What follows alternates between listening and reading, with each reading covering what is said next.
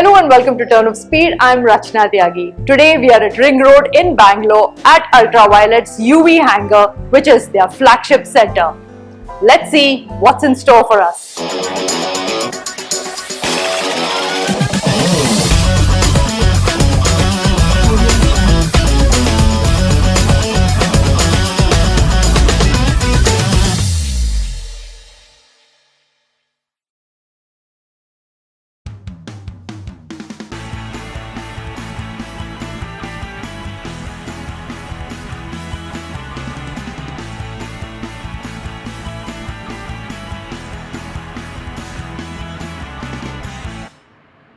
Today we have with us the co-founder and CEO of Ultraviolette, Narayan Subramaniam, and we're going to talk to him about all things design. Welcome to our show. Glad to be here. Thank you. Who is Ultraviolette making this motorcycle for? Target audience. We are doing this because while a lot of companies focus on history and legacy, we are outright in this to focus on the future. And we believe, and we've seen a lot of people that are interested. You've seen the technology world evolve rapidly in the last 10 years. We were at landlines about 14 years back, and today we're on satellite calls, right? Yeah. And I think we want to be at the epicenter of that spike when it comes to the tech revolution in the vehicle industry, and that's what we are trying to create. And we're seeing a lot of like-minded resonance in folks that there are people that love the vehicles for the design, there are people that love the vehicles for the new tech that we're bringing onto the user experience, both from a rider and an ownership perspective. There's a lot of interest and excitement that India is doing something now that the rest of the world is looking at and going, oh wow. Right. So there's multiple aspects to it, and I think to summarize all of it, we're building for the future of people across the world. Great. What has inspired the F-77 and who were you inspired by? Okay, so what's inspired the F-77 is the collective aviation DNA that we share across the company. So I am actively into aero modeling during my college days, college, and even in my free time now. Okay. Actively into building various forms of powered aircrafts. Right. Neeraj, my co-founder, is just as passionate. He had a drone startup back in 2009-2010, working on drones for various applications before that industry even took off. Wow. And in terms of aviation DNA in the company, head of the whole mechanical systems comes from designing structural components for aircrafts. Our head of battery engineering and the whole team there comes with a significant background on avionics.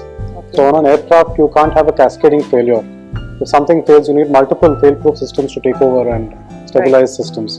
So that's the genesis behind the whole 5-level safety that we have on the battery packs today. Wow. So aviation DNA runs through and through, and of course from a way the bike looks and feels, it is a very core part of our philosophy, where if something is not serving a critical function, it just doesn't deserve to be there. So the sound of the motorcycle also is close to a jet turbine, a high frequency sound. The way the vehicle looks is also inspired by the lines on an aircraft. It's also designed to have the rider and the vehicle integrated to look like one synchronous unit flying through the roads. Nice.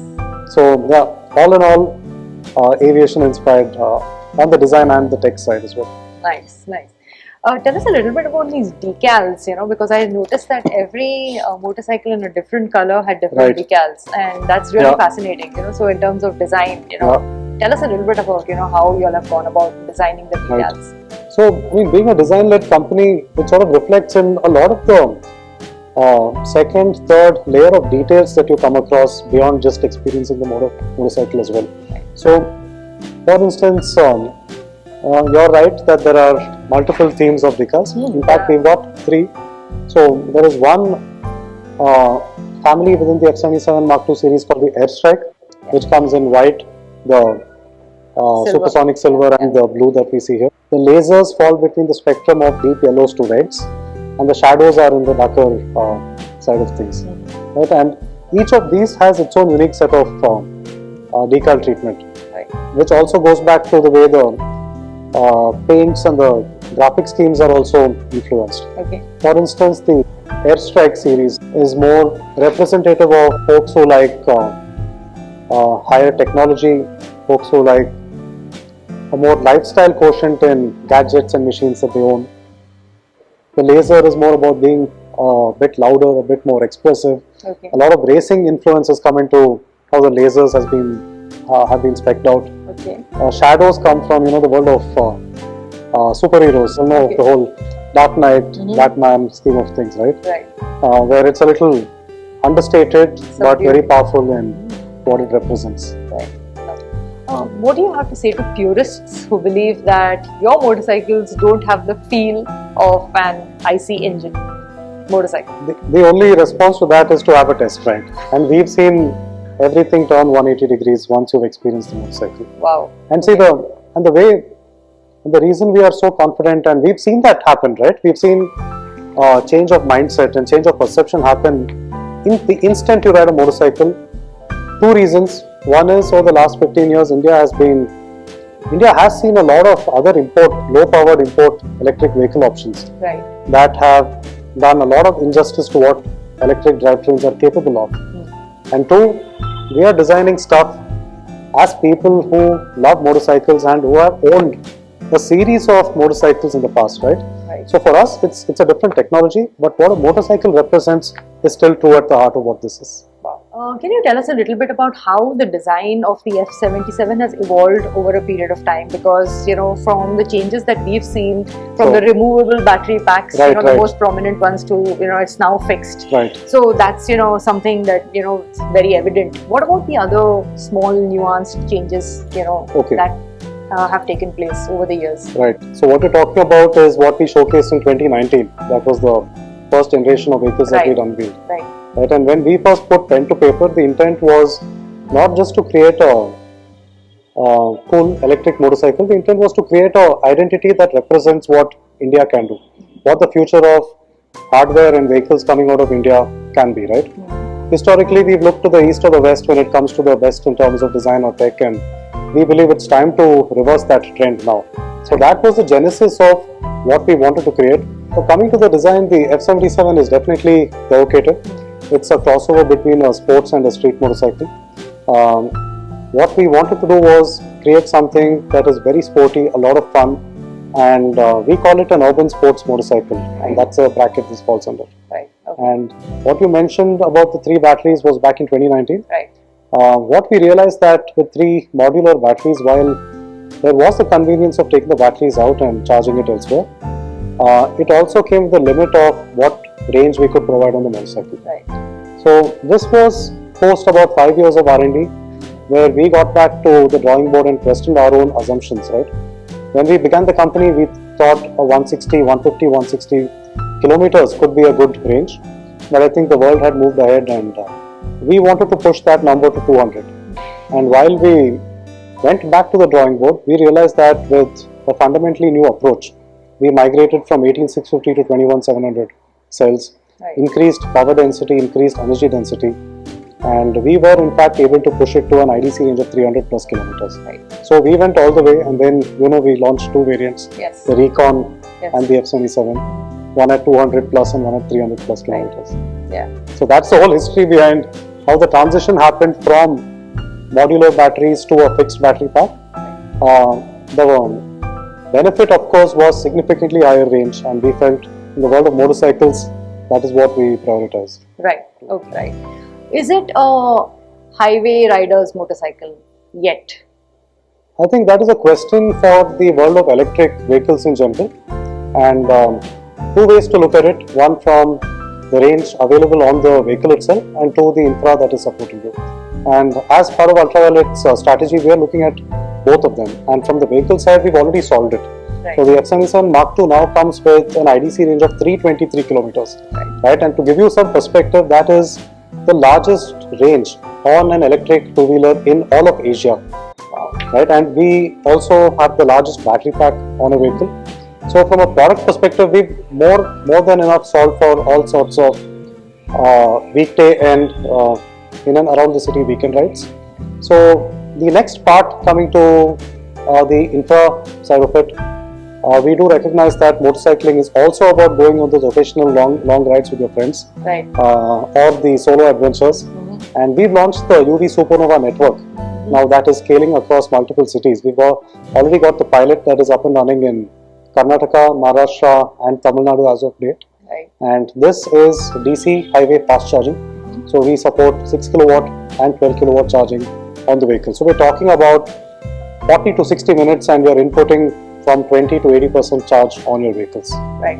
Okay. So while you were catering to a bunch of early adopters, what was the first mover advantage that you all had when you all were manufacturing India's first electric motorcycle? I think as a first mover, the advantage that we found was in setting the benchmarks and the trends with regard to design and technology on a motorcycle.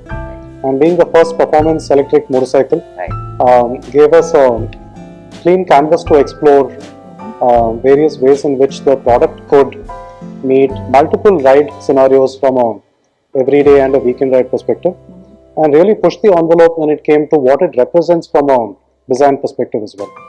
And I think talking about design, the other thing that we've done is created a very iconic, memorable identity for what the flagship product from the company is going to be. Right. So this has tremendously high recall value. If you look at it once, you can close your eyes and you can pretty much imagine what you just saw. Right. So I think that was quite important as the first product, and we've got that spot on, and this actually resonates with a lot of our community as well. Two things that people are big huge fans of is the design of the motorcycle and the ballistic mode when it comes to the performance of the motorcycle. Right.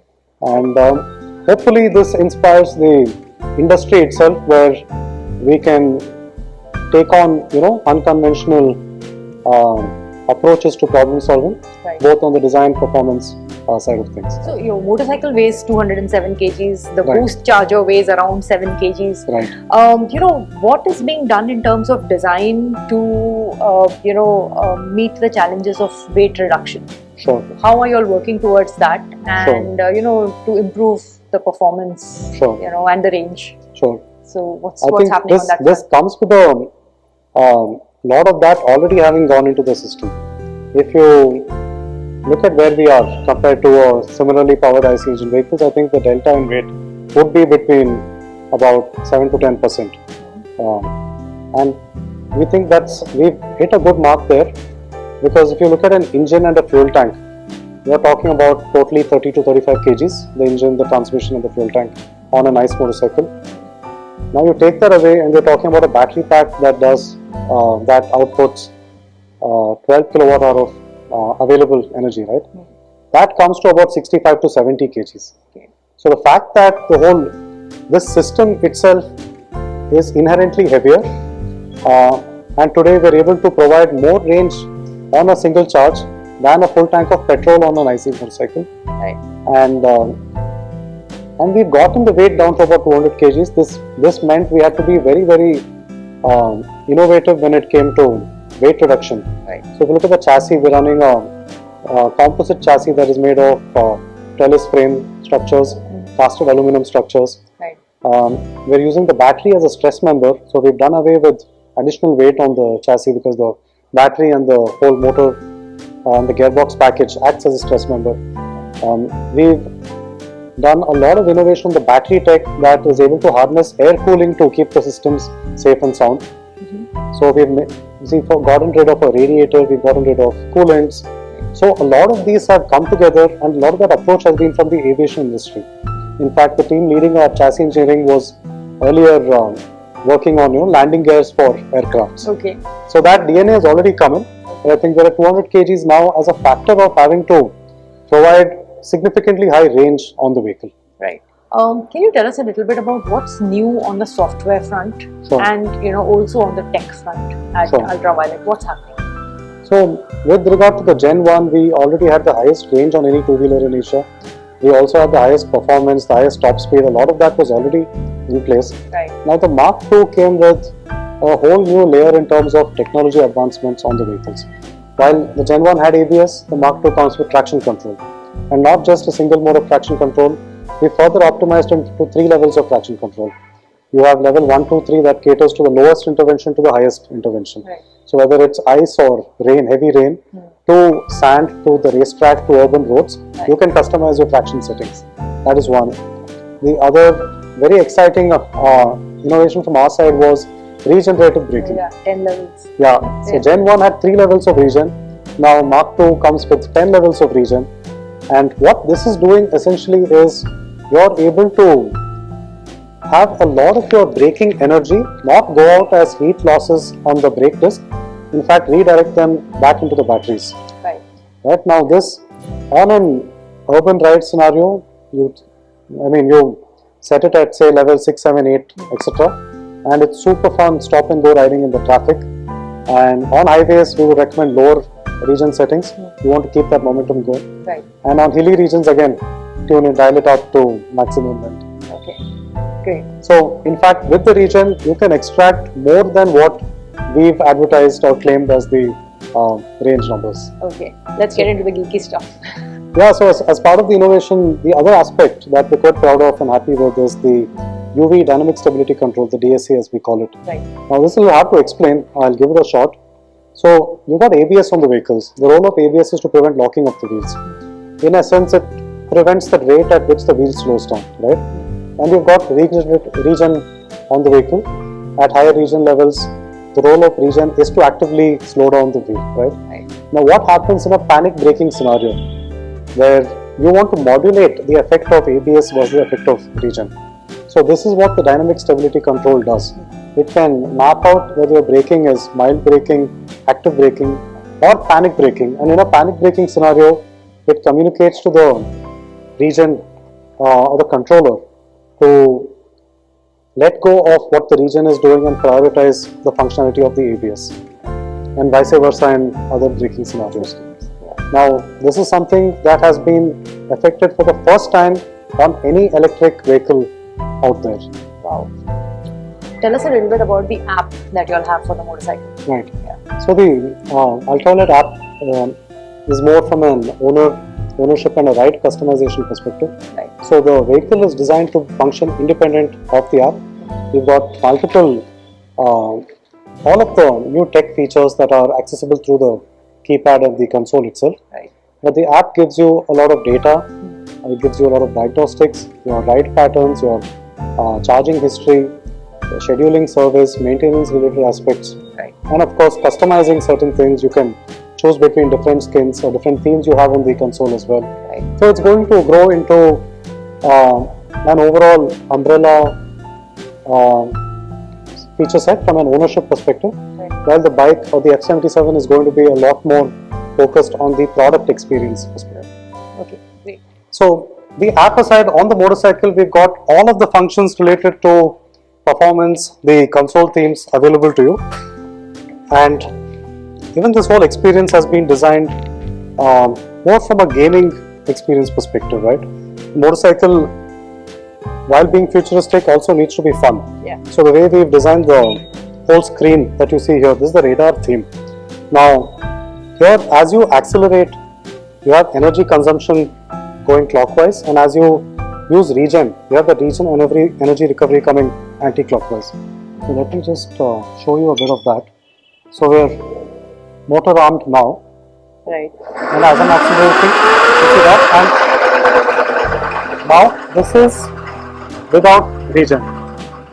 Now say I kick regen into R7. Okay. Now the moment I let go, you will see the energy bar going below the. You see that? Yeah. So we're not using brakes, but you see how quick the wheel stopped. Right.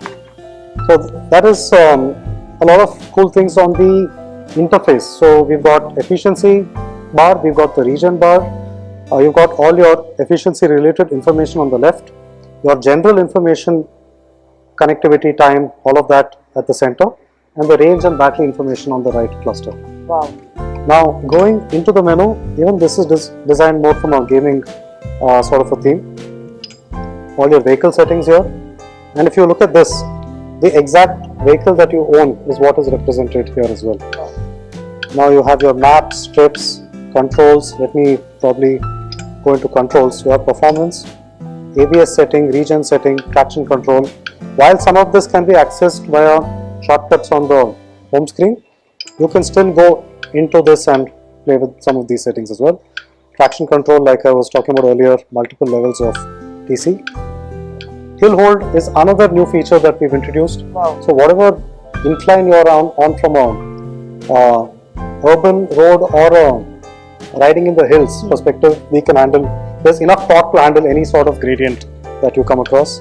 Amazing. Then we've got the documents, all your insurance, license, everything is loaded. Back end that is configured here as well. The battery health. So multiple features that are required for you to have a extremely connected riding experiences on the vehicle, and the universal set of ownership related experiences are on the app. Superb.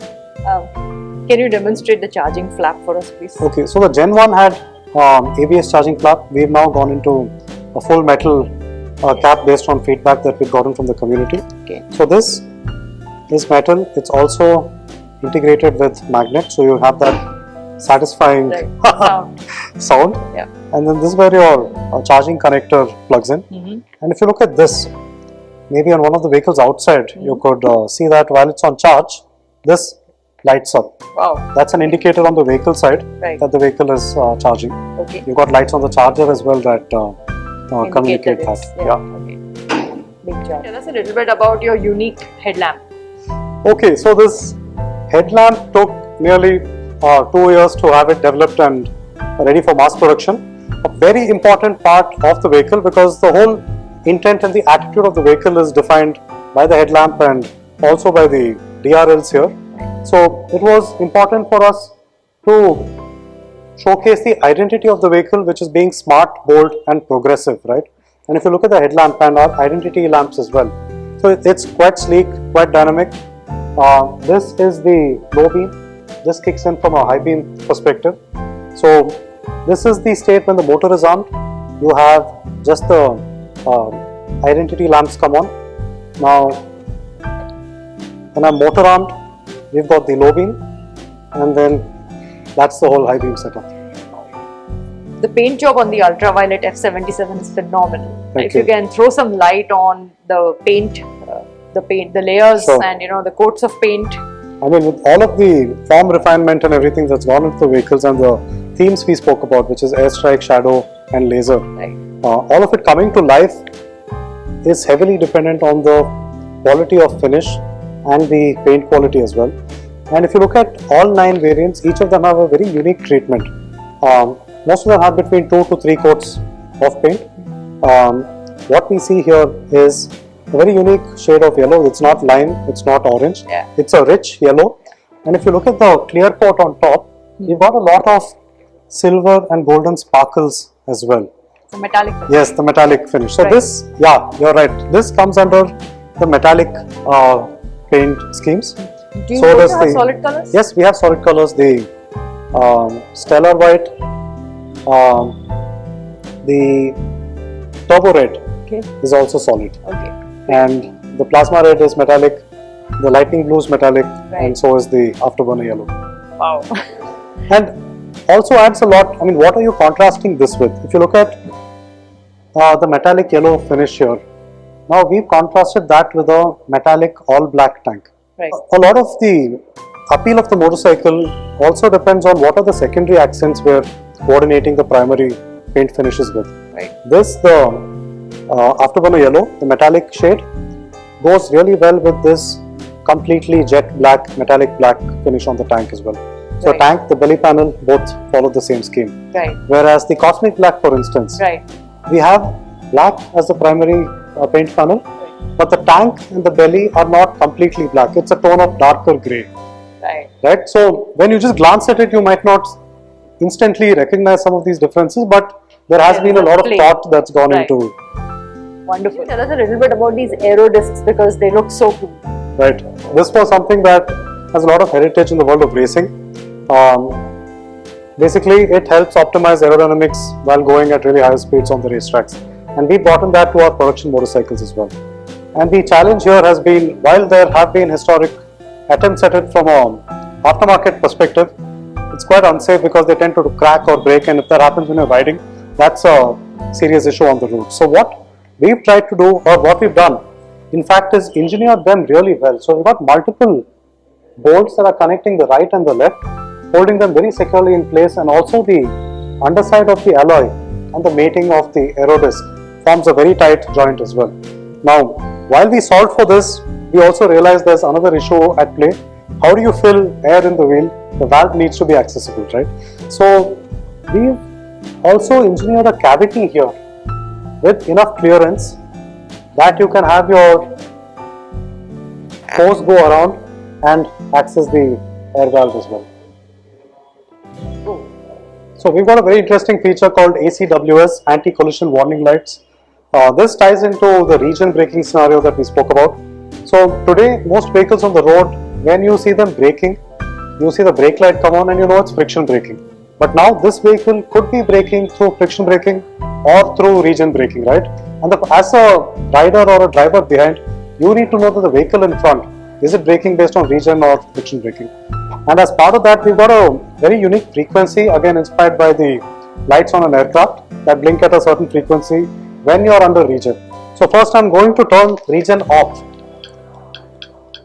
and just do regular braking, right? So motor on. This is regular braking. No change. Now I turn on regen.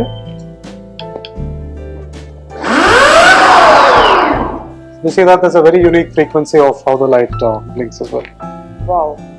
How do you prevent damage on such an expensive and such a beautiful motorcycle? So, I mean, we get asked this question pretty often as well. And what we've done, you see this fin here, right? Right.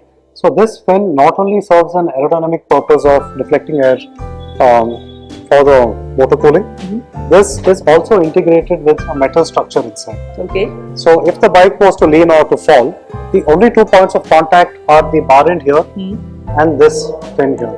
And this is meant to be a quick detach replace module as well. And it's strong enough. Yes, to absolutely. actually hold this 207 kg motorcycle when it falls, if it falls. Absolutely, and trust us, we've tested the extent of that as well. It's gorgeous. I mean, from a designer's perspective, the easy way, I mean, you could put multiple bobbins and crash guards, but the point is not to have a unwieldy structure that goes against the theme of the overall vehicle design. Yes. Absolutely. Great. Tell us about your F99 project. Cool. So, I mean, the F99 was born as a research experiment to see how much we can push the levels of performance and design to come together to unlock innovations on vehicles. If you look at the world of aviation and the world of racing, a lot of the innovations that happen there over time comes into the consumer space as well. Regen is a good example. Started off as kinetic energy recovery on Formula 1 vehicles, which today has adapted to become energy recovery on other vehicles, and today we are doing that in essence the same principle with our motors under the Regen tech, right? So the F99 was an experiment to see how much we can push the boundaries of performance. We went from about 40 horsepower to about 80, and today that number is well north of 100 horsepower. Wow. 100 horsepower in terms of what that motorcycle is outputting.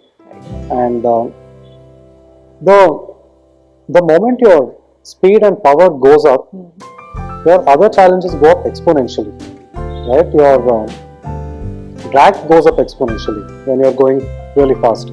For instance, how do you optimize the range of a vehicle or the efficiency of the powertrain at 50 kilometers per hour versus 80 versus 100 versus 200 versus 265 is what we're talking about, right? Those are exponentially harder challenges. Right. Second is, when we talk about power, we're also talking about heating and thermal issues, right? Yes. You know the formula from college, which is your losses is the I square R function. So the moment your current goes up, say 8 or 10 times, your heat and other losses go up 100 times. Right? So while scooters are operating in a band of 3 to 7 kilowatts, we are already at a 30 to 40 kilowatt. The F99s are north of 100 kilowatt. So the innovation that it has gone through to facilitate outputting that much power has required fundamental innovation from a physics, chemistry perspective.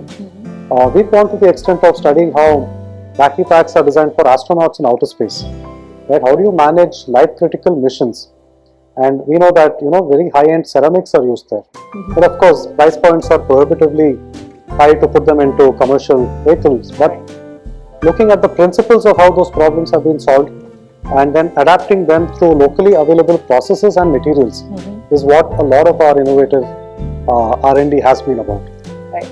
So so the F99 represents the mindset of a collective group of people to never say we've reached a particular milestone, because the milestone keeps moving farther out every time you're close to it. Right. And the intent behind that, of course, is to get into the racing league as well. You'll hear more updates on that in the coming months. Okay. And so some of those innovations that happened there, like the aggressive region, for example, is what has now come into the F77s. Right.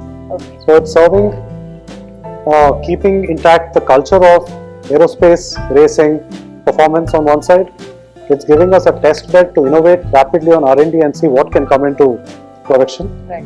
And of course, it keeps the brand essence really strong when it comes to design, tech, and performance. These three aspects. Great. Talking of scooters, since you mentioned scooters just now, there are a lot of people out there who feel no clutch, no gears. Right. This is a scooter. Right. What do you have to say to them? Good question. Again, answer is a test ride. And from what we've seen, it allows you to focus a lot more on the ride experience. And say you're on a racetrack, this has phenomenally higher advantage on a racetrack compared to a gearbox. First, you don't have to downshift, upshift every time you're entering a corner. Right. In fact, you tune the region up high. The deceleration is being done without using brakes, which also means every time you clutch the front brake, you are doing fork compression. And fork compression, before you hit a corner, you're losing speed. Right? And now with region taking up a lot of that load, you're not losing that speed as you enter and exit a corner. Right. Two, you're able to ergonomically handle the bike a lot better, and your weight distribution is a lot more seamless between left to right, which till date wasn't so much the case because your left leg always needs to access the clutch lever. Right. But now without having that issue, you're more flexible on leaning left and right on a racetrack. Right. So the advantages are phenomenally high, and we've intentionally retained the brake on the right and the right foot lever, the rear brakes, and the front brake on the right handlebar lever. Right. Because that's what as a motorcyclist you're used to as well. Right. Okay. Talking about handlebars, this is quite a wide handlebar. Yes. I personally believe that the handlebar and the seat can make or break any motorcycle. Right. If you can just walk us through what you've done over here. So there's two things that I'd like to touch upon with the handlebar. Yeah. One is the height. Right. So the F77 is optimized both for track and street riding. Right. So which means you can't be too low, you can't be leaning too much on the vehicle. It's not conducive for the city. Nor, being a sports motorcycle, you don't want someone to be too relaxed as well. Right. So we've got an optimal riding triangle, which is active riding but not too committed. Right. The active riding, sort of gives you the benefit of both worlds. So if you look at the handlebar also, the triple clamp is here. Right. And the handlebar, in fact, this whole structure is raised up by about 30 mm. Right. And that 30 mm makes a world of a difference from how much you lean when you're riding the motorcycle. Okay. Two, what you spoke about the width of the... Yeah. It gives you more torque in weaving in city traffic. Because the closer the handlebars are to the center of axis, the more power or strength you need to exert to rotate. Right. The wider it is, the easier that becomes. Alright. If you've seen adventure motorcycles have an even wider handlebar, and a conventional sports motorcycle, say any of the motorcycles that we have from 300 to about liter class bikes, have a handlebar that is more tucked in. So those are highly optimized for the track, and adventure or a scrambler is more optimized for off-road where you need more control. Right. And this is somewhere in between from that perspective as well. Okay, great.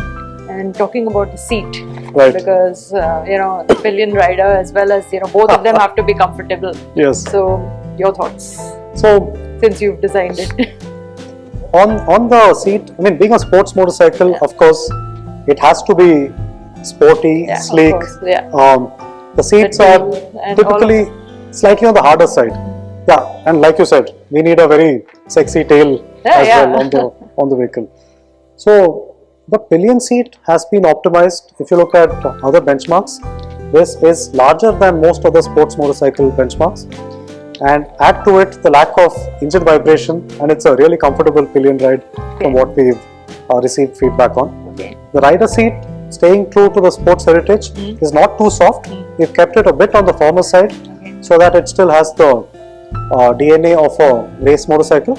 But yes, it is conducive for your regular city rides as well. So what is this material that you've used for the seats? This is I mean, there is foam, and then there is the we get multiple textures on what you want to cover the foam with.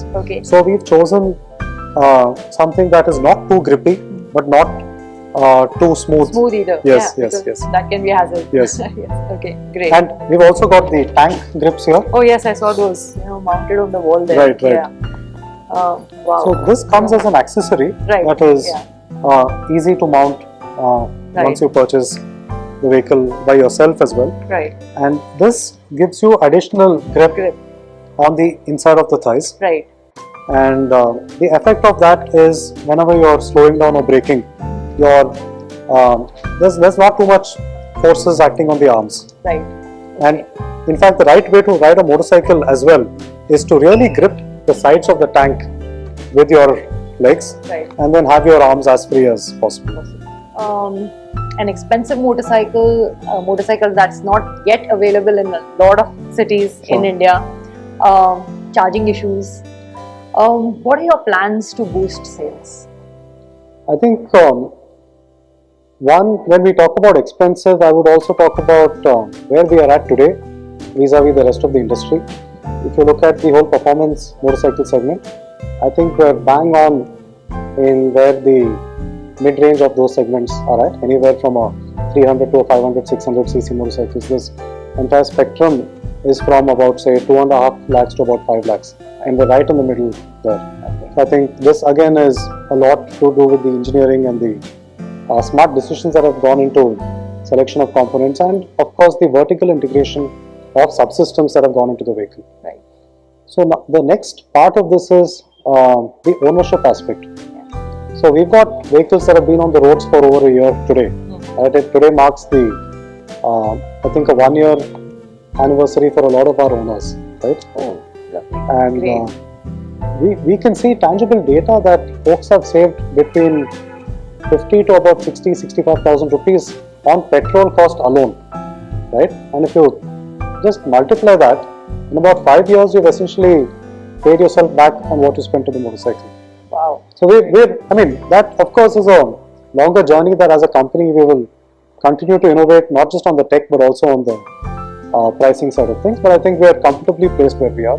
Second, in terms of sales, I think the answer to that is distribution. Today we are present predominantly in Bangalore only.